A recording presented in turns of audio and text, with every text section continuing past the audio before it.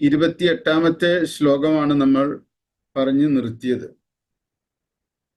കർമ്മയോഗം 3-ാമത്തെ അധ്യായം കർമ്മയോഗം 28 ശ്ലോകങ്ങൾ വരെ നമ്മൾ കഴിഞ്ഞ ക്ലാസ്സിൽ പറഞ്ഞു നിർത്തി.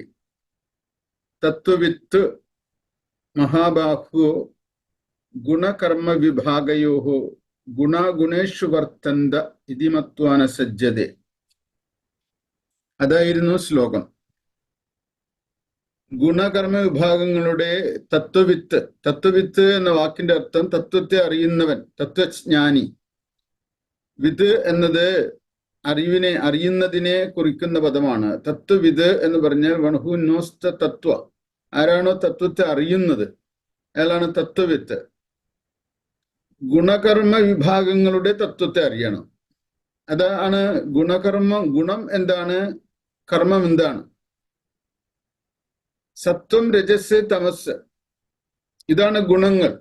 ഈ ഗുണങ്ങളുടെ ചേരുവകൾക്കനുസരിച്ചാണ് കർമ്മങ്ങൾ ഉണ്ടാകുന്നത്. ഈ ഗുണങ്ങളെ നമുക്ക് വ്യക്തിഗതമായ ഒരു സ്വഭാവമായിട്ട് പറയാം. ഒരു വ്യക്തിക്ക് ഇത്തരത്തിലുള്ള സ്വഭാവമുണ്ടെന്ന് പറയുമ്പോൾ ഈ ഗുണങ്ങളുടെ അനുപാതത്തിൽ ഉള്ള വ്യത്യാസമനുസരിച്ച് ഓരോരുത്തരുടെയും സഹജമായ സ്വഭാവത്തിനും പ്രകൃതത്തിനും ഒക്കെ വ്യത്യാസമുണ്ട്. നമ്മൾ ഇംഗ്ലീഷിൽ പറയുന്ന ക്യാരക്ടർ, ഒരാളുടെ ക്യാരക്ടർ ഇരിക്കുന്നത് അയാളുടെ ഈ ഗുണങ്ങളുടെ ആനുപാതികമായിട്ടുള്ള ചേർച്ചയിലും വ്യത്യാസത്തിലുമാണ്. അതനുസരിച്ച് അയാളുടെ ബിഹേവിയർ ഉണ്ടാകുന്നു, പെരുമാറ്റം ഉണ്ടാകുന്നു, ചേഷ്ടകൾ ഉണ്ടാകുന്നു. അപ്പോൾ ഓരോരുത്തരുടെയും ആന്തരികതയിൽ നിക്ഷിപ്തമായിരിക്കുന്ന ഗുണഘടനയ്ക്കനുസൃതമായിട്ടാണ് ഒരാളുടെ പെരുമാറ്റം, അയാളുടെ ബിഹേവിയർ ഉണ്ടാകുന്നത്. ഗുണാഗുണേഷു വർത്തന്ത ഇതിമത്വാന സജ്ജതേ. അപ്പോൾ ഗുണങ്ങൾക്കനുസൃതമായിട്ട് കർമ്മങ്ങൾ ഉണ്ടാകുന്നു എന്നാണ് മനസ്സിലാക്കേണ്ടത്. അന്ധക്കരണം, ഇന്ദ്രിയങ്ങൾ, ശരീരം, ഈ 3 സംഘാതത്തിലിരിക്കുന്ന ഗുണഘടനയ്ക്കനുസൃതമായിട്ട് പ്രകൃതിയുടെ വിഷയങ്ങളിൽ ആ ജീവൻ പ്രവർത്തിക്കുന്നു. ആ ജീവൻ ഭോക്താവിന്റെ രൂപത്തിൽ പ്രവർത്തിക്കുമ്പോൾ ഈ പ്രപഞ്ചത്തെ അദ്ദേഹം ഭോഗ്യവിശ്വമായിട്ട് അനുഭവിക്കുകയാണ് ചെയ്യുന്നത്. അപ്പോൾ വിഷയങ്ങളിൽ വ്യാപൃതമായിരിക്കുന്ന ഇന്ദ്രിയങ്ങളും അന്ധക്കരണങ്ങളും ഇന്ദ്രിയ അന്ധക്കരണങ്ങളിലിരിക്കുന്ന ഗുണങ്ങൾക്കനുസൃതമായിട്ട് ബാഹ്യലോകത്തെ വിഷയങ്ങളിൽ പ്രവർത്തിക്കുന്നത് ആണ് പ്രകൃതിയുടെ നിയമം എന്ന് പറയുന്നത്. അപ്പൊ ആ പ്രകൃതി നിയമം അനുസരിച്ച് കർമ്മങ്ങൾ, ചേഷ്ടകൾ ഇവിടെ ഉണ്ടായിക്കൊണ്ടിരിക്കുന്നു. ഓരോരുത്തരിലും കർമ്മങ്ങൾ ഉണ്ടായിരിക്കുന്നത് പ്രകൃതിയിലെ ഗുണങ്ങൾ പ്രചലിതമായി തീരുമ്പോഴാണ്. അങ്ങനെയാണ് കർമ്മങ്ങൾ ഉണ്ടാകുന്നത്. ഇത് തത്വത്തെ അറിയുന്ന വ്യക്തിക്ക് മനസ്സിലാക്കാൻ കഴിയും. അദ്ദേഹം ശരീര മനോ സംഘാതം ലോകത്ത് കർമ്മനിരതമായിരിക്കുമ്പോൾ അതിന് സാക്ഷിയായിട്ട് വർത്തിക്കുന്നു. തന്നെ ആത്മസ്വരൂപമായി അറിഞ്ഞുകൊണ്ട് ഈ പ്രകൃതിക്ക് സാക്ഷിയായിട്ട് ഓരോരുത്തരിലും ആത്മാവ് പ്രകാശിച്ചു കൊണ്ടിരിക്കുന്നുണ്ട്. അങ്ങനെ ഒരു തത്വവിത്തിനെ സംബന്ധിച്ചിടത്തോളം തത്വവിത്ത് കർമ്മങ്ങളുടെ വ്യാപാരങ്ങളിൽ താതാത്മ്യപ്പെട്ടുകൊണ്ട് ഇതെന്റെ കർമ്മം, ഇതെന്റെ കർമ്മത്തിന്റെ ഫലം എന്ന് ചിന്തിക്കുന്നില്ല. പകരം പ്രകൃതിയിൽ നടത്തുന്ന ഗുണങ്ങളിൽ നടത്തുന്ന ഗുണാഗുണേഷു വർത്തന്ത. ആദ്യത്തെ ഗുണം എന്ന് പറയുന്നത് ശരീരാന്തർഗതമായിരിക്കുന്ന ഗുണഘടന. രണ്ടാമത്തെ ഗുണം എന്ന് പറയുന്നത് വിഷയാന്തർഗതമായിട്ടുള്ള ഗുണഘടന. വിഷയങ്ങൾ എന്ന് പറയുന്നത് ശബ്ദം, സ്പർശം, രൂപം, രസം, ഗന്ധം. ഈ 5 വിഷയങ്ങളിൽ ശരീരാന്തർഗതമായിട്ടുള്ള പ്രകൃതി പ്രവർത്തിക്കുന്നു. ഇത് തമ്മിലുള്ള ഒരു പ്രവർത്തനവും പ്രതിപ്രവർത്തനവും അങ്ങോട്ടും ഇങ്ങോട്ടും പ്രവർത്തിക്കുന്നുണ്ട്. ഇപ്പോ ഇന്ദ്രിയങ്ങളുടെ താല്പര്യങ്ങൾ വിഷയങ്ങളിലേക്ക് പോവുകയും വിഷയങ്ങൾക്ക് വേണ്ടി ശരീരവും മനസ്സും കർമ്മേന്ദ്രിയങ്ങളും ഒക്കെ പ്രവർത്തിക്കുകയും വിഷയങ്ങളെ ഭോഗിക്കുകയും ഭോഗമായി അനുഭവിക്കുകയും വിഷയങ്ങളെ പരിവർത്തിപ്പിക്കുകയും വിഷയങ്ങൾക്ക് വേണ്ടി വിഷയങ്ങളുടെ പിന്നാലെ പരക്കം പായുകയും ഒക്കെ ചെയ്യുന്നത് ഈ ശരീരവും മനസ്സും ബുദ്ധിയും അഹങ്കാരവും ഒക്കെ ചേർന്നിട്ടുള്ള ഈ സംഘാതമാണ്, ഈ കോമ്പിനേഷനാണ്. അതറിയണം. അപ്പൊ നമുക്ക് ഇനി അടുത്ത ശ്ലോകത്തിലേക്ക് കടക്കാം. 29ാമത്തെ ശ്ലോകം. പ്രകൃതേർഗുണസമ്മൂഢാഃ സജ്ജന്തേ ഗുണകർമ്മസു താന കൃഷ്ണവിദോ മന്ദാൻ കൃഷ്ണവിന്ന വിചാലയേത്. പ്രകൃതേഃ ഗുണസമ്മൂഢാഃ സജ്ജന്തേ ഗുണകർമ്മസു താൻ അകൃഷ്ണവിദഃ മന്ദാൻ കൃഷ്ണവിദ് ന വിചാലയേത്. പ്രകൃതേഃ ഗുണസമ്മൂഢാഃ പ്രകൃതിയുടെ ഗുണങ്ങളായ പ്രകൃതി ഗുണങ്ങളാല് സമ്മൂഢരായിരിക്കുന്നവര്. പ്രകൃതി ഗുണങ്ങൾ എന്ന് പറയുന്നത് സത്വം, രജസ്, തമസ്. ഈ 3 ഗുണങ്ങൾ കാരണം, ഈ 3 ഗുണങ്ങളുടെ പ്രവർത്തനം കാരണം ഓരോ ജീവനും ആ ഗുണങ്ങളാല് സമ്മൂഢരായിരിക്കുകയാണ്. സമ്മൂഢരാകാന്ന് പറഞ്ഞു കഴിഞ്ഞാൽ ആ ജീവൻ വിചാരിക്കുന്നത്, ആ വ്യക്തി വിചാരിക്കുന്നത് ഞാൻ കർമ്മം ചെയ്യുന്നു എന്ന ഭാവം അദ്ദേഹത്തിനുണ്ടാകുന്നു. അത് ഈ പ്രകൃതിയുടെ ഗുണങ്ങളുടെ സ്വാധീനത്താലാണ് വ്യക്തിക്ക് അഹങ്കാരം ഉണ്ടാകുന്നത്. ഞാൻ കർമ്മം ചെയ്യുന്നു, ഞാൻ കർത്താവാണ് എന്ന ഭാവമാണ് അഹങ്കാരം. അത് ആ വ്യക്തിക്കുണ്ടാകുന്നതാണ് സമ്മൂഢാവസ്ഥ. ഒരു സമ്മൂഢാവസ്ഥ ഉണ്ടാകുന്നു. എന്നിട്ട് സജ്ജന്റെ ഗുണകർമ്മസ്വ, ഗുണകർമ്മങ്ങളില് സജ്ജന്റെ ആസക്തരായിട്ട് തീരുന്നു, അറ്റാച്ച്ഡ് ആയിട്ട് തീരുന്നു. ഗുണകർമ്മങ്ങളില് ആസക്തരായിട്ട് തീരുകയാണ് ആ ജീവൻ ചെയ്യുന്നത്. അപ്പൊ സജ്ജന്റെ എന്ന വാക്കിന് അറ്റാച്ച്ഡ് ആകാം, സക്തരായിട്ട് തീരുക. അതില് താൻ അങ്ങനെയുള്ള ആളുകളെ എങ്ങനെ പ്രകൃതി ഗുണങ്ങൾക്കനുസൃതമായിട്ട് ഗുണകർമ്മങ്ങളില് ഓരോരുത്തരും അറ്റാച്ച്ഡ് ആയിട്ട് കർമ്മം ചെയ്യുന്നവരാണ് പ്രകൃതിയിലുള്ളത്, ഈ ലോകത്തിലുള്ളവര്. ഒട്ടുമിക്ക ആളുകളും ജീവിതത്തിൽ കർമ്മഫലത്തെ ആഗ്രഹിച്ചുകൊണ്ട്, ഫലം ആഗ്രഹിച്ചുകൊണ്ട് കർമ്മത്തെ നിശ്ചയിച്ച് കർമ്മത്തിൽ വ്യാപൃതരായിരിക്കുന്നവരാണ്. അങ്ങനെയുള്ള ആളുകള് താൻ അവരെ അകൃഷ്ണവിദ മന്ദാൻ, ആ ആളുകളെ വിശേഷിപ്പിച്ചിരിക്കുന്നത് അകൃഷ്ണവിദ. അകൃഷ്ണവിദ് എന്ന് പറഞ്ഞാൽ അജ്ഞാനികൾ എന്നാണ്. അജ്ഞാനികളായ അവര് മന്ദാൻ, മാന്ദ്യമുള്ളവർ കൂടിയാണ്, വിവേകത്തിന്റെ മാന്ദ്യമുള്ളവരാണ്. മാന്ദ്യം എന്ന് പറഞ്ഞു കഴിഞ്ഞാൽ മന്ദത, ബുദ്ധിക്ക് മന്ദതയുള്ളവരാണ് മന്ദാൻ എന്ന് വിളിച്ചിരിക്കുന്നത്. മന്ദ എന്ന് പറഞ്ഞു കഴിഞ്ഞാൽ മന്ദീഭവിച്ച ബുദ്ധിയുള്ളവരാണ്. മന്ദീഭവിച്ച ബുദ്ധിയുള്ളവർ എന്ന് പറയുമ്പോൾ നമ്മളുടെ ലൗകികാർത്ഥത്തിലല്ല അതിന്, വിവേക ബുദ്ധിക്ക് മാന്ദ്യം സംഭവിച്ചിട്ടുള്ള വ്യക്തിയാണ് മന്ദാൻ എന്ന് പറഞ്ഞിരിക്കുന്നത്. അജ്ഞാനി തന്നെ. അജ്ഞാനിയായിട്ടുള്ള അവര് വിഷയങ്ങളില് ഗുണങ്ങളില് വ്യാപൃതരായിട്ട് വ്യാമോഹിതരായിട്ടിരിക്കുകയാണ്, സമ്മൂഢരായിട്ടിരിക്കുകയാണ്. അങ്ങനെയുള്ള വ്യക്തികളെ കൃഷ്ണവിദ് ന വിചാലയേത്, അറിയുന്ന ജ്ഞാനിയായിട്ടുള്ള ആളുകൾ. കൃഷ്ണവിദ് എന്ന് പറഞ്ഞാൽ, കൃഷ്ണം എന്ന് പറഞ്ഞാൽ എല്ലാം അറിയുന്ന ജ്ഞാനികള്, സർവജ്ഞനായിരിക്കുന്ന വ്യക്തികള് ന വിചാലയേത്, വിചലിപ്പിക്കരുത്, വ്യതിചലിപ്പിക്കരുത് എന്നാണ് പറയുന്നത്. സമ്മൂഢാഹ എന്ന് പറഞ്ഞാൽ സമ്മോഹിതാഹ എന്നർത്ഥം മനസ്സിലാക്കണം. അപ്പൊ നമ്മൾ സാധാരണഗതിയില് എന്തെങ്കിലും കർമ്മം ചെയ്യുമ്പോൾ ആ കർമ്മത്തില് വ്യാമോഹിതരായിട്ട് തീരാറുണ്ട്, വിമൂഢരായിട്ട് തീരാറുണ്ട്. അതിന്റെ കാരണം കർമ്മത്തിൽ നമ്മെ ഏറ്റവും ശക്തമായിട്ട് സ്വാധീനിക്കുന്ന 2 ഘടകങ്ങളുണ്ട്. ആ 2 ഘടകങ്ങൾ വ്യക്തിപക്ഷത്തുള്ള കർത്തൃത്വഭാവവും അതേസമയം കർമ്മത്തിന്റെ അനന്തരമായ ഫലമായിട്ട് വരുന്ന കർമ്മഫലത്തിലുള്ള കാംക്ഷയും താല്പര്യവും ആണ് ഒരു വ്യക്തിയെ കൂടുതൽ കർമ്മത്തിൽ ബന്ധിപ്പിക്കുന്ന ഘടകമായിരിക്കുന്നത്. വാസ്തവത്തിൽ കർമ്മങ്ങളെല്ലാം പ്രകൃതിയുടേതാണ്. ഒരു വ്യക്തിക്ക് കർമ്മം സ്വതന്ത്രമായിട്ട് ചെയ്യാൻ കഴിയോ എന്ന് ചോദിച്ചു കഴിഞ്ഞാൽ ഒരു ചലനത്തിനും വ്യക്തിയുടെ ശക്തി എന്ന് പറയുന്ന ഒരു ശക്തിയില്ല. എല്ലാ ശക്തിയും പ്രകൃതിയുടേതാണ്.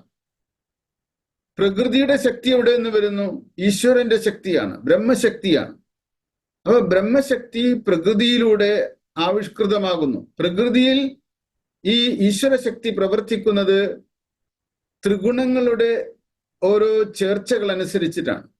എന്തൊക്കെയാണോ പ്രകൃതിയിൽ ആവിർഭവിച്ചിട്ടുള്ളത്, പ്രകൃതിയിൽ സംസൃഷ്ടമായിട്ടുള്ളത്, അവയെല്ലാം ഈ പ്രകൃതി ഗുണങ്ങളുടെ അനുപാതമനുസരിച്ച്, ഘടനയനുസരിച്ചിട്ടാണ് അതിൻ്റെ ഓരോന്നിൻ്റെയും കർമ്മ വ്യത്യാസങ്ങൾ ഉണ്ടായിരിക്കുന്നത്.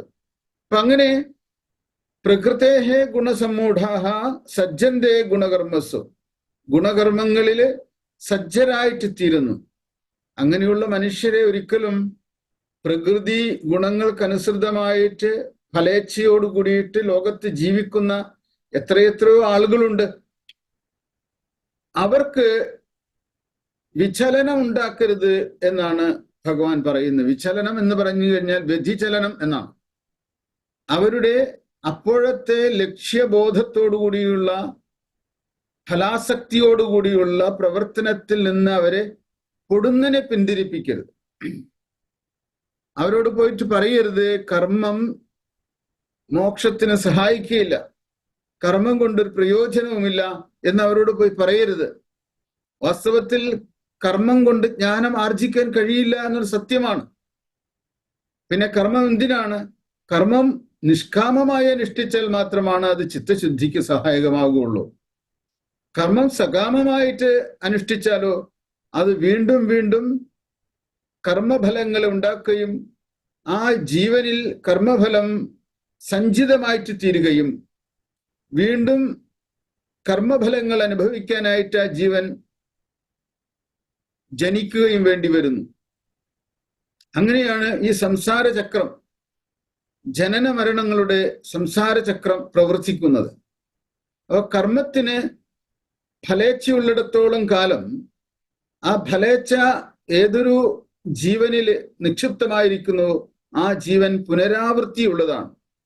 അത്തരത്തിൽ പുനരാവൃത്തിയോട് കൂടിയിട്ട് ഓരോ ജീവനും ഇവിടെ കർമ്മങ്ങൾ അനുഭവിക്കാനായിട്ട് വന്നു പോയി കൊണ്ടിരിക്കുന്നു. അതാണ് ഈ ജീവന്റെ സ്വഭാവം. അങ്ങനെയുള്ള കർമ്മഫലേച്ഛയോടുകൂടി പ്രവർത്തിക്കുന്ന സാധാരണക്കാരായിട്ടുള്ള അവിവേകികളായിട്ടുള്ള അകൃഷ്ണവിത്തുക്കളായിട്ടുള്ള മന്ദീഭാവികളായിട്ടുള്ള വ്യക്തികളെ പൊടുന്നനെ അവരുടെ മനസ്സിനെ തെറ്റിദ്ധരിപ്പിക്കുന്ന വിധത്തില് നമ്മൾ ഭഗവത്ഗീതയിൽ പറഞ്ഞിട്ടുള്ള കാര്യങ്ങൾ പറഞ്ഞു കൊടുക്കരുത്, അല്ലെങ്കിൽ അവരെ അതിൽ നിന്ന് വ്യതിചലിപ്പിക്കരുത് എന്നാണ് പറയുന്നത്.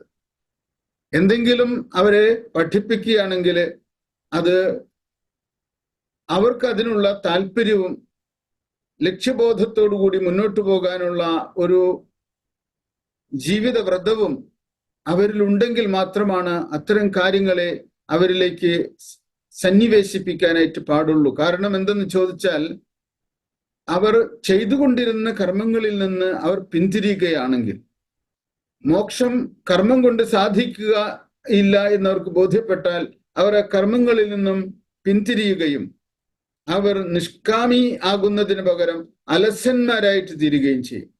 അലസന്മാരായിട്ടും മടിയന്മാരായിട്ടും തീരുകയും അതിലൂടെ അവരുടെ പ്രാരബ്ധകർമ്മം കൂടുതൽ സങ്കീർണമായ അവസ്ഥയിൽ വ്യക്തിഗതമായിട്ടുള്ള ഒരുപാട് ദോഷങ്ങൾ ഉണ്ടാക്കുകയും ചെയ്യുന്നു. മാനസിക പ്രയാസങ്ങൾ വരെ ഉണ്ടാക്കുന്നു. അതുകൊണ്ട് കർമ്മങ്ങളിൽ വ്യാപൃതമായിരിക്കുന്നവരെ പെട്ടെന്ന് ആ താളക്രമത്തിൽ നിന്ന് പിടിച്ചു വലിച്ച് മോക്ഷമാർഗത്തിലേക്ക് ആനയിക്കുകയല്ല വേണ്ടത്. ആ കർമ്മങ്ങളിൽ പ്രവർത്തിച്ചുകൊണ്ട് തന്നെ നിഷ്കാമമാകാനാണ് അവരെ പഠിപ്പിക്കേണ്ടത്. ആ കർമ്മങ്ങളിൽ തന്നെ അവർ പ്രവർത്തിക്കട്ടെ, പക്ഷെ നിഷ്കാമമാകാൻ പഠിപ്പിക്കുന്നതിലൂടെ ആ നിഷ്കാമതയിലൂടെ അവർക്ക് ചിത്തശുദ്ധി ഉണ്ടാകുകയും പിന്നീട് മോക്ഷപരായണന്മാരായിട്ട് മാറുകയും ചെയ്യുന്നു. അങ്ങനെ ക്രമാനുഗതമായിട്ടാണ് ഒരു വ്യക്തിയെ മോക്ഷമാർഗത്തിലേക്ക് ആനയിക്കേണ്ടത് എന്ന് ഭഗവാൻ അർജുനനോട് പറയുന്നു. കാരണം അർജുനൻ ജ്ഞാനമാണ് ശ്രേഷ്ഠമെന്ന് പറഞ്ഞുകൊണ്ട് ജ്ഞാനത്തിലേക്ക് ചുവടുവെക്കാൻ ശ്രമിച്ചപ്പോൾ ഭഗവാൻ അർജുനന്റെ ആ ആറ്റിറ്റ്യൂഡിനെ, വേണ്ടത്ര വീണ്ടു വിചാരമില്ലാത്ത ആറ്റിറ്റ്യൂഡിനെ നിരുത്സാഹപ്പെടുത്തുകയും അർജുനൻ കർമ്മയോഗ അനുഷ്ഠിച്ച് കർമ്മയോഗയിലൂടെ ചിത്തശുദ്ധി ആർജിച്ചിട്ട് വേണം ജ്ഞാനപ്രാപ്തിയിലേക്ക് എത്താനും സന്യാസം സ്വീകരിക്കുവാൻ, സന്യാസത്തിന്റെ മാർഗത്തിൽ സർവകർമ്മ പരിത്യാഗിയായി ഭിക്ഷാന്തേഹിയുടെ അവസ്ഥയിലേക്ക് പരിണമിക്കുകയും ചെയ്യേണ്ടതെന്ന് ബോധ്യപ്പെടുത്തുകയാണ് ചെയ്യുന്നത്. അപ്പോ ഇതിന് സമാനമായിട്ടുള്ള ഒരു ശ്ലോകം നമ്മൾ പഠിച്ചിട്ടുണ്ട്. അത് ന ബുദ്ധിഭേദം ജനയേത് അജ്ഞാനാം കർമ്മസംഗീനാം. അജ്ഞാനികളായിട്ടുള്ള കർമ്മസംഗികളായിട്ടുള്ള വ്യക്തികൾക്ക് ന ബുദ്ധിഭേദം ജനയേത്, ബുദ്ധിഭേദം ഉണ്ടാക്കരുത് എന്ന് ഒരു വാണിംഗ് പോലെ ഭഗവാൻ പറയുന്നുണ്ട്. അത് എപ്പോഴും നമ്മൾ ശ്രദ്ധിക്കേണ്ടതാണ്. മനുഷ്യർക്ക് സ്വാഭാവികമായിട്ടുള്ള ഒരു കർമ്മഗതിയുണ്ട്. ആ കർമ്മഗതിയിലൂടെ സഞ്ചരിച്ചു കൊണ്ടിരിക്കുന്ന ആളുകൾക്ക്, സകാമികളായിട്ടുള്ള അവർക്ക് ആ കാമം കൊണ്ട് തന്നെ ജീവിതത്തിന് ഒരു അർത്ഥമുള്ളതുപോലെ തോന്നും. പക്ഷെ അത് ശാശ്വതമല്ല എന്നും എപ്പോ വേണമെങ്കിലും ആ സകാമികളുടെ ലക്ഷ്യങ്ങൾക്ക് ഭംഗം വരാമെന്നും അത് തന്നെ പ്രതിലോമമായിട്ട് തിരിഞ്ഞ് നമ്മളെ വേദനിപ്പിക്കാമെന്നും തിരിഞ്ഞു കടിക്കാമെന്നും സാധ്യതയുണ്ട് കർമ്മത്തിന്. സകാമികളുടെ കർമ്മങ്ങൾ തിരിച്ചടികളുള്ളതാണ്. അതുകൊണ്ട് അത്തരം സകാമികളായിരിക്കുന്ന ആളുകൾക്ക് അങ്ങനെ ഒരു തിരിച്ചടി വന്ന് വിവേകശാലികളായിട്ട് വരുമ്പോൾ മാത്രമാണ് അവരെ മോക്ഷപ്രാപ്തിക്ക് ഉതകുന്ന വിധത്തിൽ ജ്ഞാനം അവർക്ക് പകർന്നു നൽകാനായിട്ട് പാടുള്ളൂ എന്ന് ഈ ശ്ലോകത്തിന്റെ അർത്ഥത്തിൽ നിന്ന് മനസ്സിലാക്കണം. പ്രകൃതേഹേ ഗുണസമ്മൂഢാഃ സജ്ജന്തേ ഗുണകർമ്മസു താൻ അകൃഷ്ണവിദഃ മന്താൻ കൃഷ്ണവിദ് ന വിചാലയേത്. അറിവുള്ളവര്, കൃഷ്ണവിദ് എന്ന് പറഞ്ഞാൽ ജ്ഞാനികള്, അത്തരം ആളുകളെ, അകൃഷ്ണവിത്തുക്കളായിട്ടുള്ള മന്ദന്മാരായിട്ടുള്ള കർമ്മസംഖികളായിട്ടുള്ള വ്യക്തികളെ വ്യതിചലിപ്പിക്കരുത് എന്ന് ഒരു പ്രത്യേകം ഒരു വാണിംഗ് പോലെ പറയുന്നു. പിന്നെ എന്ത് ചെയ്യണം എന്ന്, അവരെന്താ ചെയ്യേണ്ടത് എന്നൊരു ചോദ്യമുണ്ട്. അവർ ചെയ്യേണ്ട കാര്യമുണ്ട്. അതാണ് 30ാമത്തെ ശ്ലോകത്തിൽ പറയുന്നത്. മയി സർവാണി കർമാണി സന്യസ്യാധ്യാത്മചേതസാ നിരാശീർ നിർമ്മമോ ഭൂത്വാ യുദ്ധസ്വ വിഗതജ്വരഃ. മയി സർവാണി കർമാണി സന്യസ്യ അധ്യാത്മചേതസ നിരാശീഹി നിർമ്മമഃ ഭൂത്വാ യുദ്ധസ്വ വിഗതജ്വരഃ. സർവാണി കർമാണി, എല്ലാ കർമ്മങ്ങളും. ഓരോരുത്തർക്കും ഉള്ള ഉപദേശമാണ്. എന്താണ് നമുക്ക് ചെയ്യാൻ കഴിയുക? ഇവിടെയുള്ള എല്ലാവർക്കും ഇത് പ്രാക്ടീസ് ചെയ്യാവുന്നതാണ്. എങ്ങനെ കർമ്മയോഗത്തിലേക്ക് ഭക്തിയോഗത്തെ ചേർക്കുക എന്നുള്ളതാണ് ഭഗവാൻ ചെയ്യുന്നത്. ഭക്തിയോഗം എന്ന് പറഞ്ഞു കഴിഞ്ഞാൽ നമ്മുടെ ഹൃദയത്തില് ഈശ്വരനിലുള്ള വിശ്വാസവും ഭക്തിയും ഉണ്ടെങ്കിൽ കർമ്മയോഗത്തെ എളുപ്പത്തിൽ നമുക്ക് അനുഷ്ഠിക്കാൻ കഴിയും. അതിൻ്റെ ഒരു മാതൃകയാണ് ഇവിടെ പറഞ്ഞിരിക്കുന്നത്. ചില വ്യക്തികൾക്ക് എന്തെങ്കിലും ഒരു ഉദ്ദേശമില്ലാതെ, എന്തെങ്കിലും ഒന്നുമില്ലാതെ, എന്തെങ്കിലും ഒരു ചിന്തയില്ലാതെ കർമ്മങ്ങൾ ചെയ്യാൻ കഴിയില്ല എന്നുള്ളത് കൊണ്ട് തന്നെ ഭഗവാൻ പറയുന്നു, എന്നിൽ എല്ലാ കർമ്മങ്ങളെയും സന്യസിച്ചിട്ടുള്ള ഇവിടെ സമർപ്പിച്ചിട്ട് എന്നാണ് മനസ്സിലാക്കേണ്ടത്. ഭഗവാനിൽ എല്ലാ കർമ്മങ്ങളും സമർപ്പിച്ചിട്ട് അധ്യാത്മചേതസ, വിവേകബുദ്ധിയോട് കൂടിയിട്ട്, അധ്യാത്മചേതസ എന്ന വാക്കിന് വിവേകബുദ്ധിയോട് കൂടിയിട്ട്, നിരാശീഹി, ആശകൾ ആഗ്രഹങ്ങൾ മുഴുവനും വെടിഞ്ഞ്, നിർമ്മമഃ, മമത്വത്തെ വെടിഞ്ഞ്, എന്റേതെന്ന ഭാവത്തെ വെടിഞ്ഞ്, ഭൂത്വ വെടിഞ്ഞിട്ട്, വിഗതജ്വരഃ, വിഗതജ്വരഃ, ജ്വരം എന്നതിന് വിഷാദം, ദുഃഖം എന്നൊക്കെ അർത്ഥം. ദുഃഖത്തിൽ നിന്നും വിഷാദത്തിൽ നിന്നും വിമുക്തനായിട്ട് യുദ്ധസ്വ, നീ യുദ്ധം ചെയ്യൂ അർജുന എന്നാണ് ഭഗവാൻ പറയുന്നത്. അപ്പോ സന്യസ്യ എന്നതിനെ ഉപേക്ഷിച്ചിട്ട് എന്നൊരർത്ഥമുണ്ട്. പക്ഷെ ഇവിടെ സന്യസ്യ എന്നതിനെ സമർപ്പിച്ചിട്ട് എന്നർത്ഥമാണ് എടുക്കേണ്ടത്. എന്നിലാണ്, എന്നിൽ എന്ന് പറയുമ്പോൾ ഭഗവാൻ കൃഷ്ണൻ ഒരു വ്യക്തിയായിട്ടല്ല മനസ്സിലാക്കേണ്ടത്. പ്രപഞ്ചത്തിന്റെ കേന്ദ്രബിന്ദുവായിട്ടുള്ള ആ ചൈതന്യം തന്നെയാണ്, ബ്രഹ്മചൈതന്യം തന്നെയാണ് ഭഗവാൻ. ആ ബ്രഹ്മചൈതന്യത്തിൽ, ആത്മചൈതന്യത്തിൽ എല്ലാ കർമ്മങ്ങളെയും സമർപ്പിക്കണം. ഈശ്വര സമർപ്പിതമായിരിക്കണം എല്ലാ കർമ്മങ്ങളും. ഈശ്വരനെ സമർപ്പിക്കുമ്പോഴോ, ഈശ്വരന് സമർപ്പിക്കുക എന്ന് പറഞ്ഞു കഴിഞ്ഞാൽ എന്താ ശരിക്കും അർത്ഥം? നമ്മൾ മനസ്സിലാക്കണം, പ്രപഞ്ചത്തിൽ ഒരു കർമ്മവും നമുക്ക് ഏറ്റെടുക്കാനോ ചെയ്യാനോ ശക്തിയില്ല. നമ്മൾ അശക്തരാണ്. നമ്മൾക്ക് ശക്തിയുണ്ടെന്ന് ഭാവിക്കുന്നത് തന്നെയാണ് അഹങ്കാരത്തിന്റെ ഏറ്റവും വലിയ ലക്ഷണം. പകരം ഈശ്വരന് മാത്രമാണ് സർവശക്തനായിട്ടുള്ളൂ. എല്ലാ കർമ്മങ്ങളുടെയും പ്രവർത്തനങ്ങളുടെയും ചലനങ്ങളുടെയും നാഥനും ആധാരവും ഈശ്വരൻ തന്നെയാണ്. അതുകൊണ്ട് നാം ഈശ്വരനിലെ സമർപ്പിക്കണം. ഈശ്വരനിൽ എന്ത് സമർപ്പിക്കണം? ഫലങ്ങളെല്ലാം ഈശ്വരൻ തീരുമാനിക്കട്ടെ എന്ന് വിചാരിക്കണം. ഞാൻ കർമ്മങ്ങൾ ചെയ്യുന്നോ ആ കർമ്മങ്ങൾക്ക് ഫലം ഈശ്വര നിശ്ചയം പോലെ എങ്ങനെയാണോ വരുന്നത് അതുപോലെ നടക്കട്ടെ എന്ന് തീരുമാനിക്കണം. അങ്ങനെ തീരുമാനിക്കുമ്പോൾ നമ്മൾ ഈ കർമ്മഫലത്തില് അനുകൂലമോ പ്രതികൂലമായിട്ടുള്ള ഫലം വന്നാലും രണ്ടും സ്വീകരിക്കുവാൻ തയ്യാറായിരിക്കും. കാരണം ഈശ്വരൻ നിശ്ചയിക്കുന്നത് എന്തോ അതിനെ ഞാൻ സ്വീകരിക്കാൻ സന്നദ്ധമാണ്. അത് ദുഃഖമായാലും സുഖമായാലും. അത്തരത്തിൽ നമ്മളുടെ കർമ്മങ്ങളുടെ ഫലം സുഖദുഃഖ രൂപത്തിലുള്ളതാണെങ്കിൽ ഏതു രൂപത്തിൽ ഈശ്വരൻ നമുക്ക് ഫലം തന്നാലും ആ ഫലത്തെ നമ്മൾ സ്വീകരിക്കുന്നു. അങ്ങനെ സ്വീകരിക്കുന്നതാണ് കർമ്മയോഗത്തിന്റെ ഒരു പ്രത്യേകത. സമഭാവത്തോടുകൂടി. സമത്വം യോഗ ഉച്യതേ എന്ന് പഠിക്കുകയുണ്ടായി നമ്മൾ 2-ാം അധ്യായത്തില്. അപ്പോൾ എന്ത് വേണം? നിരാശിയാകണം. നിരാശി എന്ന് പറഞ്ഞ നിരാശ എന്ന വാക്കിന് ദുഃഖം എന്ന അർത്ഥമല്ല ഇവിടെ.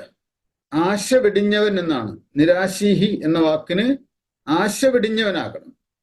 ആഗ്രഹങ്ങളിൽ നിന്ന് മോചിതനായിരിക്കണം. മമത്വ ചിന്തകളിൽ നിന്ന് മോചിതനായിരിക്കണം. നിർമ്മമനായിരിക്കണം. ഇത് രണ്ടും പരിശീലിക്കേണ്ടതാണ് എപ്പോഴും.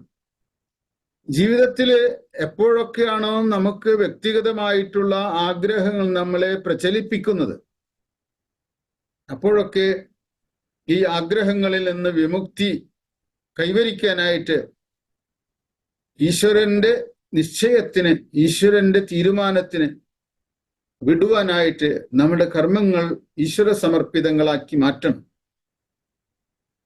അതാണ് ഒരു മെത്തേഡ് എന്ന് പറയുന്നത്. ഇതിലൂടെ ചിത്തശുദ്ധീകരണം ക്ഷിപ്രസാധ്യമായിട്ട് തീരും. പെട്ടെന്ന് നമുക്ക് ലഭ്യമായിട്ട് തീരും. നിർമ്മമനുമായിരിക്കണം. മമത്വവും ഉണ്ടാകാൻ പാടില്ല. എന്നിട്ട് യുദ്ധസ്വ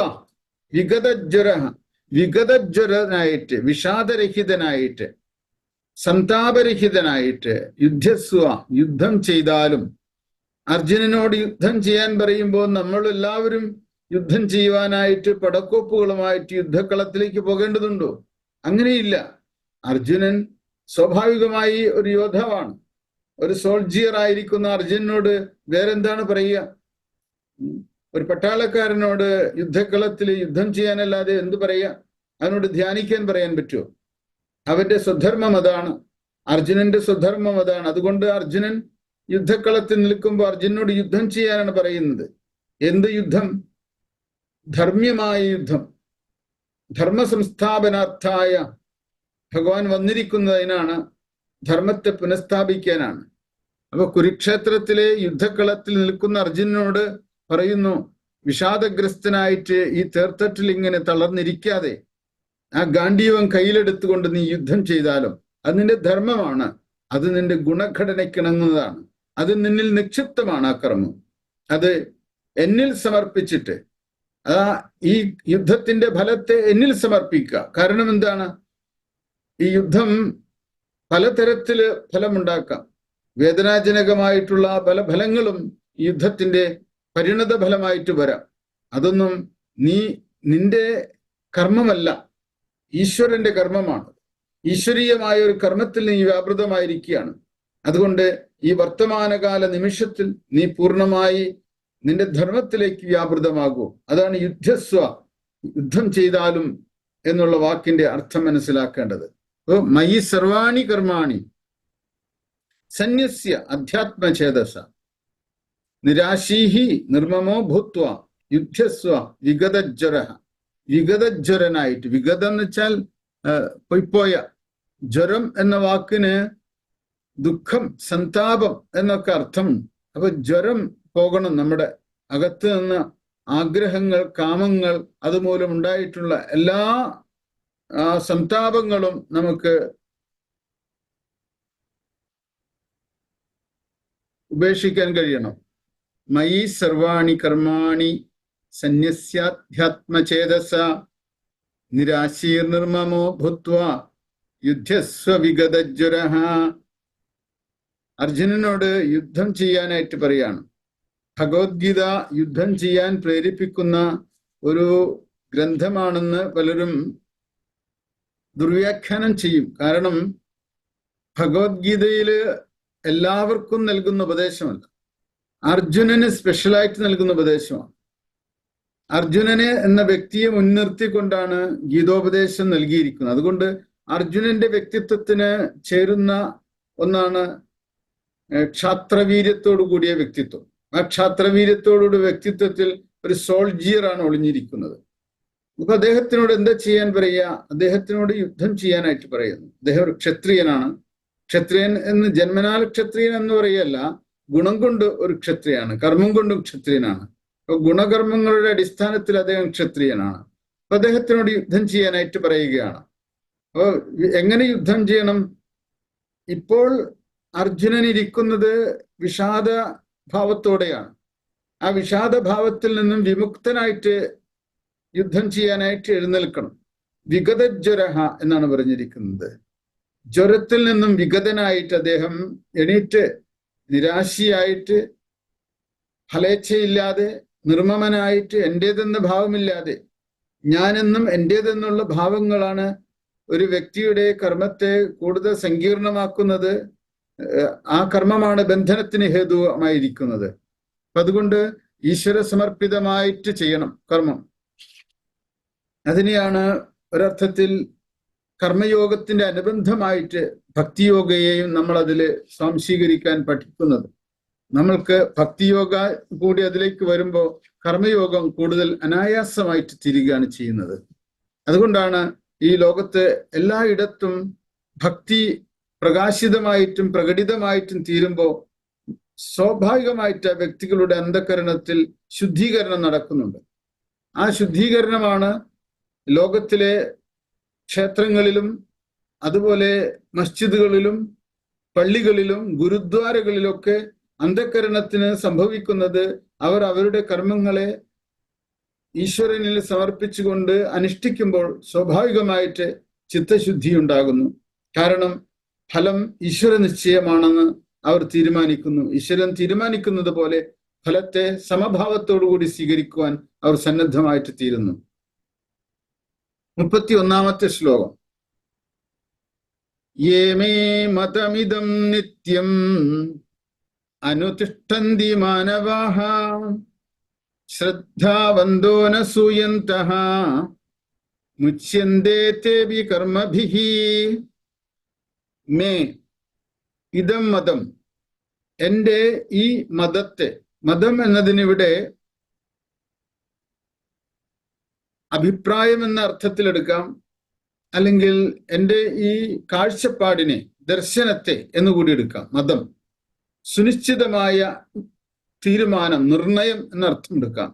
എൻ്റെ ഈ സുനിശ്ചിതമായ ഈ തീരുമാനത്തെ, നിർണയത്തെ നിത്യം യേ മാനവാഃ ശ്രദ്ധാവന്തഃ അനസൂയന്തഃ അനുതിഷ്ഠന്തി. നിത്യം യേ മാനവാഃ അനുതിഷ്ഠന്തി. നിത്യവും ഏതൊക്കെ മനുഷ്യരാണോ അനുഷ്ഠിക്കുന്നത്, അവര് ഏത് തരത്തിലുള്ള മനുഷ്യരായിരിക്കണം? ശ്രദ്ധാവന്തഃ, ശ്രദ്ധയോടുകൂടിയവരും അനസൂയന്ത, അസൂയാരഹിതരുമായിരിക്കണം. അങ്ങനെ എൻ്റെ ഈ നിർണയത്തെ എന്താണ് ഭഗവാൻ പറഞ്ഞത്? ഇപ്പൊ ഭഗവാൻ പറഞ്ഞത് പ്രകാരം മയി സർവാണി കർമാണി സന്യസ്യ അധ്യാത്മചേതസ. അധ്യാത്മചേതസ എന്ന വാക്കിന് വിവേകബുദ്ധിയോടുകൂടിയിട്ട് വേണം എന്നിൽ സർവകർമ്മങ്ങളും അർപ്പിച്ച് അധ്യാത്മചേതസ്സോടുകൂടിയിട്ട് നിർമ്മമനായിട്ട്, നിരാശി ആയിട്ട്, വിഗതജ്വരനായിട്ട് തൻ്റെ സ്വധർമ്മത്തിലേക്ക് വ്യാപൃതമാകാൻ പറഞ്ഞിരിക്കുന്നത്. ഇതാണ് ഭഗവത്ഗീത മുന്നോട്ട് വെക്കുന്ന സാരം. അത് പ്രകാരം കർമ്മയോഗ ആണ് ഒരു മനുഷ്യന്റെ പരിവർത്തനത്തിന്റെ നാന്ദിയായിട്ട് അനുഷ്ഠിക്കേണ്ടത്. ജ്ഞാനം എന്നത് കർമ്മയോഗയിലൂടെ അന്ധക്കരണ ശുദ്ധി കൈവന്ന ഒരു വ്യക്തിക്ക് സ്വാഭാവികമായിട്ടുള്ള സെക്കൻഡ് സ്റ്റെപ്പ് പരിണാമമാണ്. സെക്കൻഡ് സ്റ്റെപ്പായിട്ടുള്ള ഒരു അന്വേഷണമാണ് ജ്ഞാനം. അതായത് ആത്മസാക്ഷാത്കാരത്തിലേക്കുള്ള രണ്ടാമത്തെ ഘട്ടം. അതുവരെ ഒരു ട്രാൻസ്ഫോർമേഷൻ, ഒരു പരിണാമം ആവശ്യമുണ്ട്. അതുകൊണ്ട് ഈ നിർണയം, എൻ്റെ ഈ ദർശനം, എൻ്റെ ഈ അഭിപ്രായം ആരാണോ നിത്യവും അനുഷ്ഠിക്കുന്നത്, നിത്യവും എന്ന വാക്കിന്റെ അർത്ഥം ഇപ്പൊ നമ്മളെല്ലാവരും ക്ഷേത്രങ്ങളിൽ, ചില ആളുകൾ ക്ഷേത്രങ്ങളിൽ ആഴ്ചയിൽ ഒരിക്കൽ പോകുന്നവരുണ്ട്, ചിലര് ദിവസവും പോകുന്നവരുണ്ട്, നിത്യവും പ്രാർത്ഥിക്കുന്നവരുണ്ട്, രാവിലെ 10 മിനിറ്റ് നേരം പ്രാർത്ഥിക്കുന്നവരുണ്ട്, വൈകുന്നേരം പ്രാർത്ഥിക്കുന്നവരുണ്ട്. അങ്ങനെയല്ല നിത്യവും എന്ന വാക്കിന്റെ അർത്ഥം. ഇവിടെ നിത്യവും എന്ന വാക്കിന്റെ അർത്ഥം അനുനിമിഷം, എല്ലാ നിമിഷത്തിലും, ഉണർന്നിരിക്കുന്ന സമയത്തൊക്കെ തന്നെ എന്താണ് ഭഗവാന്റെ ഈ ദർശനത്തെ ആഴത്തിൽ വിചിന്തനം ചെയ്തുകൊണ്ടിരിക്കണം, മനനം ചെയ്തുകൊണ്ടിരിക്കണം. ശ്രീനാരായണ ഗുരു പറയും, മതി അറിവാൻ മനനം തുടർന്നിടണമെന്ന്. എവിടെയൊക്കെ നമ്മുടെ അകത്ത് അജ്ഞാനം പറ്റിപ്പിടിച്ചിരിക്കുന്നുണ്ടോ അതിനെയൊക്കെ സമ്പൂർണമായിട്ട് ദൂരീകരിക്കുന്നത് വരെ നമുക്ക് മനനം ചെയ്യേണ്ടതുണ്ട്. മനനം എന്നതുകൊണ്ട് ആത്മവിചാരം എന്നാണ് അർത്ഥം. അപ്പൊ ആ അർത്ഥത്തിൽ നോക്കുമ്പോൾ നിത്യവും മനുഷ്യര് അനുഷ്ഠിക്കേണ്ടതാണ്, അനുനിമിഷം അനുഷ്ഠിക്കേണ്ടതാണ്. ഒരു മണിക്കൂറോ 2 മണിക്കൂറോ ഇരുന്ന് പ്രാർത്ഥിച്ചത് കൊണ്ടോ 1-2 കർമ്മങ്ങൾ നിഷ്കാമമായി ചെയ്തത് കൊണ്ടോ ഇതിന് ഫലമുണ്ടാകില്ല. ഫലമുണ്ടാകണമെങ്കിൽ ഓരോ നിമിഷവും നമ്മൾ കർമ്മയോഗയുടെ സാക്ഷാത്കാരമായിട്ട് ജീവിതത്തെ മാറ്റണം. അങ്ങനെ നിരന്തരം അങ്ങനെ ചെയ്യണമെങ്കിൽ എന്ത് വേണം? ശ്രദ്ധാവാനായിരിക്കണം അവൻ. ഈ ശ്രദ്ധ എന്ന വാക്ക് വളരെ ശ്രദ്ധേയമായ ഒരു വാക്കാണ്. പ്രത്യേകിച്ചും അധ്യാത്മ സരണിയിൽ സഞ്ചരിക്കുന്ന ഏതൊരുവനും മനസ്സിലാക്കിയിരിക്കേണ്ട ഒന്നാണ് ശ്രദ്ധ. ഒരു ശിഷ്യന് ഗുരുവിൽ ഉണ്ടാകുന്ന ഉയർന്ന ഭാവമാണ് ശ്രദ്ധ എന്ന് പറയുന്നത്. ആ ശ്രദ്ധ ഒരു ശിഷ്യനിൽ ഉണർന്നാൽ മാത്രമാണ് ഗുരുവിന്റെ ജ്ഞാനം ശിഷ്യനില് ഫലപ്രാപ്തിയിൽ വരുള്ളൂ. കാരണം ഗുരു പറയുന്ന തത്വം ശിഷ്യനിൽ അതേപോലെ തന്നെ പ്രകാശിക്കണമെങ്കിൽ ശിഷ്യൻ ഗുരുവിൽ ശ്രദ്ധാലു ആയിരിക്കണം. ശ്രദ്ധ എന്ന വാക്കിന് ഗുരുവിന്റെ വാണിയിലും ഗുരുവിലും ഒരേപോലെയുള്ള ആഴത്തിലുള്ള വിശ്വാസത്തിന്റെ പേരാണ് ശ്രദ്ധ എന്ന്. ആ ശ്രദ്ധ ഒരു വ്യക്തിയിൽ ജനിച്ചാൽ മാത്രമാണ് ഗുരു പറയുന്നത് 100% ശരിയാണ് എന്ന് അവന്റെ ഉള്ളിൽ ആഴത്തിൽ പതിയണം. ഗുരു പറയുന്നത് തെറ്റാണ് എന്ന് വിചിന്തനം ചെയ്യുന്ന സമയത്ത് ആ വ്യക്തി അസൂയവാനായിട്ട് മാറുകയാണ്. ഗുരുവിലും ഗുരുവിന്റെ ശിക്ഷണത്തിലും അസൂയവാനായിട്ട് മാറുകയാണ്. അനസൂയന്ത എന്ന് പറഞ്ഞാൽ അസൂയാരഹിതനായിരിക്കണം. ഗുരുവിന്റെ ആ ദാർശനിക വചനങ്ങളില് അസൂയയില്ലാതെ സ്വീകരിക്കാനായിട്ട്. ഗുരുവിനോട് മത്സരിക്കാൻ പാടില്ല. പല ആളുകളും ഗുരുക്കന്മാരോട് മത്സരിക്കാറുണ്ട്, ഗുരുക്കന്മാരെ തോൽപ്പിക്കാൻ ശ്രമിക്കാറുണ്ട്. അത്തരത്തിലുള്ള വ്യക്തികൾക്ക് ഒരിക്കലും ജ്ഞാനം ലഭിക്കുകയില്ല. എന്തെന്നാല് ഗുരുവിനെ ജയിക്കുകയല്ല ശിഷ്യന്റെ അന്വേഷണം, ഗുരുവിനെ തോൽപ്പിക്കുകയുമല്ല ശിഷ്യന്റെ ലക്ഷ്യമായിരിക്കുന്നത്. ഗുരുവിൽ നിന്ന് ഗുരുവിന്റെ കരുണയെ ഉണർത്തി ആ കരുണയിൽ നിന്ന് അപാരമായ ജ്ഞാനത്തെ സ്വീകരിക്കുവാനായിട്ട് ശിഷ്യൻ തൻ്റെ ശ്രദ്ധയെ ഗുരുവിലേക്ക് സദാ അർപ്പിച്ചുകൊണ്ടിരിക്കണം. ശ്രദ്ധ എന്ന് പറയുന്നത് ഒരു ശിഷ്യനിൽ ജനിച്ചു കഴിഞ്ഞാൽ എപ്പോഴും ആ ഗുരുവിൻ്റെ സ്മരണയും ഗുരുവിൻ്റെ ചിന്തയും ഗുരു എന്നുള്ള വലിയ തത്വത്തിൻ്റെ നിരന്തരമായിട്ടുള്ള സ്മരണയിലും മനനത്തിലും ഒക്കെയാണ് ആ വ്യക്തി ജീവിക്കുന്നത്. ആ വ്യക്തിയുടെ ജീവിതം പിന്നെ ഗുരുവിന്റെ കൃപ കൊണ്ട് ജീവിക്കുന്നത് പോലെയാണ്. ഗുരുവിന്റെ കൃപയാണ് ആ ഗുരുവിനെ നയിക്കുന്നത് തന്നെ. അതാണ് ശ്രദ്ധ എന്ന് പറയുന്നത്. ഗുരു ആണ് സത്യം എന്ന ആ ബോധ്യം ശിഷ്യനിൽ ആഴത്തിൽ പതിയുന്നതിനെയാണ് ശ്രദ്ധ എന്ന് പറയുന്നത്. ആ ഗുരു പറയുന്നതെല്ലാം സത്യമാണ്, അതെനിക്ക് മനസ്സിലാകുന്നില്ല എന്നുള്ളൂ, പക്ഷെ ഗുരു പറയുന്നതാണ് സത്യം. ഗുരു പറയുന്ന അതേ തലത്തിൽ എനിക്ക് മനസ്സിലാക്കാൻ കഴിയണേ എന്നുള്ള പ്രാർത്ഥനയും ആ ശ്രദ്ധയിലുണ്ട്. അപ്പൊ അത്തരത്തിലൊരു ശ്രദ്ധ നമ്മളിൽ വളരണം. അങ്ങനെ ആ ശ്രദ്ധ അർജുനനില് ഉണ്ടാകണം. അസൂയയില്ലാതെ ശ്രദ്ധയോട് കൂടിയിട്ട് ഈ മതത്തെ, ഈ മതം എന്ന് പറഞ്ഞു കഴിഞ്ഞാൽ മനനത്തിലൂടെ എത്തിച്ചേർന്ന എന്തോ അതാണ് മതം. ഭഗവാൻ എത്തിച്ചേർന്നിട്ടുള്ള ആ നിർണയം, ആ നിശ്ചയം, അത് അർജുനൻ അനുഷ്ഠിക്കുന്നു. അങ്ങനെയുള്ള അനുഷ്ഠിക്കുകയാണെങ്കിൽ തീർച്ചയായിട്ടും അർജുനൻ തേ അപി കർമ്മഭിമുച്യന്തേ, കർമ്മങ്ങളിൽ നിന്ന് മോചിതരായിരുന്നു, കർമ്മഫലത്തിൽ നിന്നും മോചിതരായിട്ട് തീരുന്നു, കർമ്മബന്ധനത്തിൽ നിന്ന് മോചിതരായിട്ട് തീരുന്നു. അപ്പൊ മോചനം ആഗ്രഹിക്കുന്നവര് ഭഗവാൻ പറയുന്ന ഈ വാക്കുകൾ സദാ ജീവിതത്തില് അനുസന്ധാനം ചെയ്യുകയും അനുവർത്തിക്കുകയും വേണം. ഇത് ഒരു കാഷ്വൽ ആയിട്ട് എടുക്കരുത്. നമ്മൾ തൽക്കാലത്തേക്ക് ദിവസത്തില് 5 മിനിറ്റോ 10 മിനിറ്റോ അരമണിക്കൂറോ ഗീത വായിക്കാം, ഗീത പാരായണം ചെയ്യാം എന്നതല്ല നമ്മുടെ ഉദ്ദേശ്യം. നമ്മൾക്ക് ജീവിതത്തിൽ മാറ്റം ഉണ്ടാകണമെങ്കിൽ സദാ ആ മഹാഗുരുവിന്റെ വചനങ്ങളെ ജീവിതത്തിൽ നിരന്തരമായിട്ട് പ്രകാശിപ്പിക്കത്തക്ക വിധത്തിലുള്ള ശ്രദ്ധയോടു കൂടിയിട്ട്, അർപ്പണത്തോടു കൂടിയിട്ട്, ഭക്തിയോടു കൂടിയിട്ട് നമ്മൾ ജീവിക്കണം. ഒരിക്കലും ഗുരുവിനെ എതിരെ മത്സരിക്കരുത്. ഗുരുവിനെ തോൽപ്പിക്കാനുള്ള ഉദ്ദേശം പാടില്ല. ഗുരുവിനെ നിന്ദിക്കാൻ പാടില്ല. ഗുരുനിന്ദ ഒരിക്കലും പാടില്ല. അപ്പോൾ ഗുരുനിന്ദ തന്നെയാണ് പലപ്പോഴും ഇവിടെ അസൂയ എന്ന വാക്കുകൊണ്ട് നാം മനസ്സിലാക്കേണ്ടത്.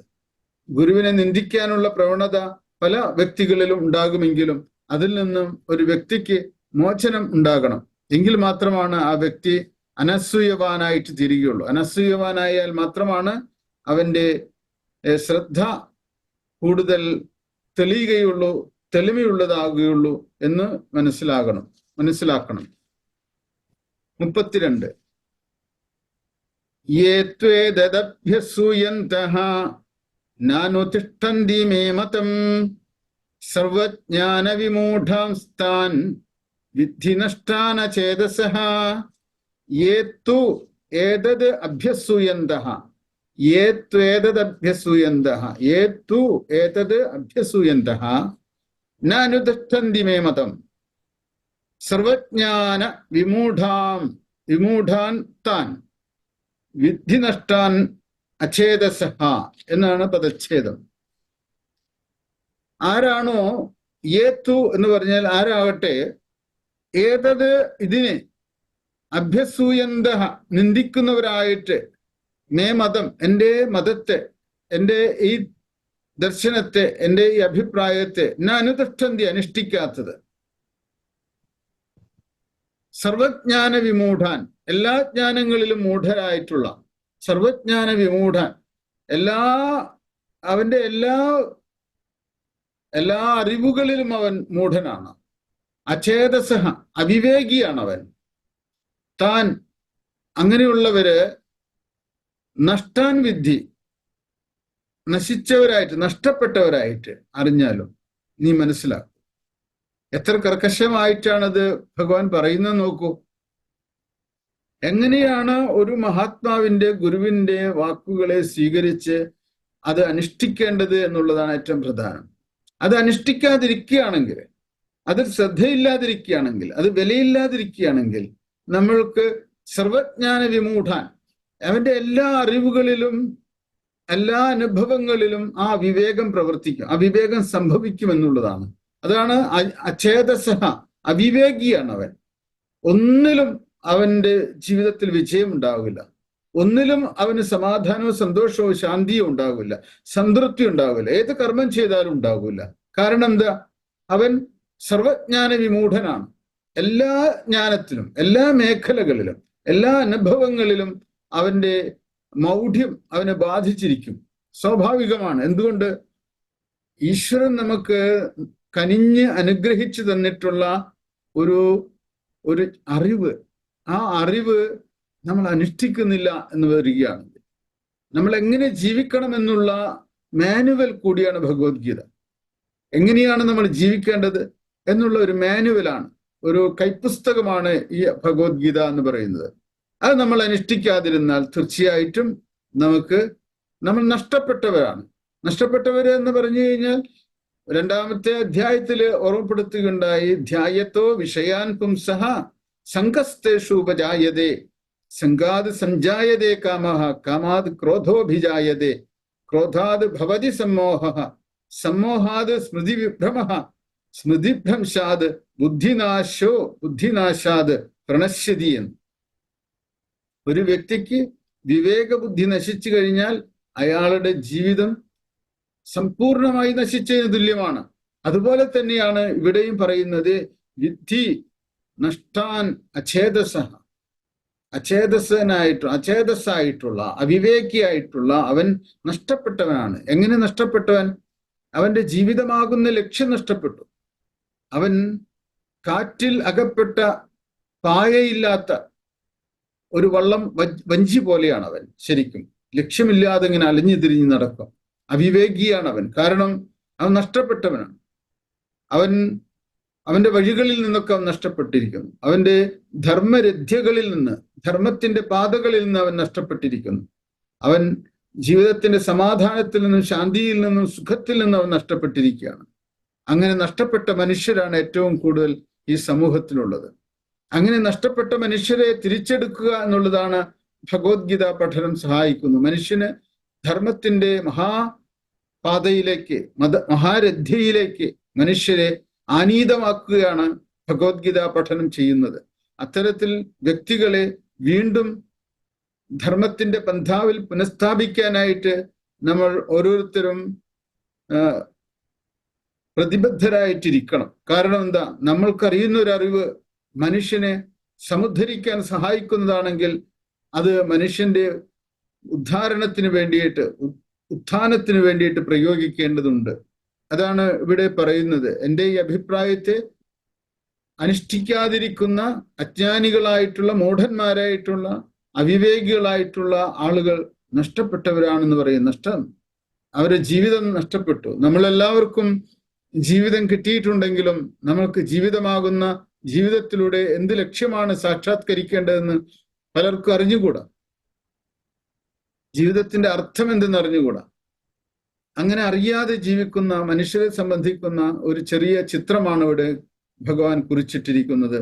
നമ്മളും ജീവിതത്തിൽ വഴികളിൽ നിന്ന് നഷ്ടപ്പെട്ട്, മാർഗങ്ങളിൽ നിന്ന് നഷ്ടപ്പെട്ട് അലഞ്ഞു തിരിഞ്ഞ് ജീവിതത്തെ വ്യർത്ഥമാക്കി കളയുന്ന സഞ്ചാരികളായി തീരാതെ ലക്ഷ്യബോധത്തോടു കൂടിയിട്ട് മുഖ്യമായ ലക്ഷ്യത്തിലേക്ക് യാത്ര ചെയ്യുന്ന കൃത്യതയുള്ള ഒരു സഞ്ചാരിയായിട്ട് നമ്മൾ മാറണം. ധർമ്മത്തിന്റെ പാതയിലൂടെ മോക്ഷത്തിലേക്ക് സഞ്ചരിക്കുന്നവരായിട്ട് തീരണം. നമ്മളുടെ ധർമ്മം നിഷ്കാമമായിട്ട് അനുഷ്ഠിക്കുമ്പോൾ അത് തന്നെ മോക്ഷത്തിന് സഹായിക്കുന്ന ജ്ഞാനത്തിലേക്ക് വളരുകയും മോക്ഷം നമ്മളുടെ ജീവിതത്തിൽ ഇപ്പോൾ തന്നെ, ഇന്ന് തന്നെ, ഈ ജന്മത്തിൽ തന്നെ നമുക്ക് സാക്ഷാത്കരിക്കാൻ കഴിയുകയും ചെയ്യുന്നു എന്നത് ഭഗവത്ഗീതയുടെ മുഖ്യ സന്ദേശമായിട്ട് നാം മനസ്സിലാക്കേണ്ടതുണ്ട്.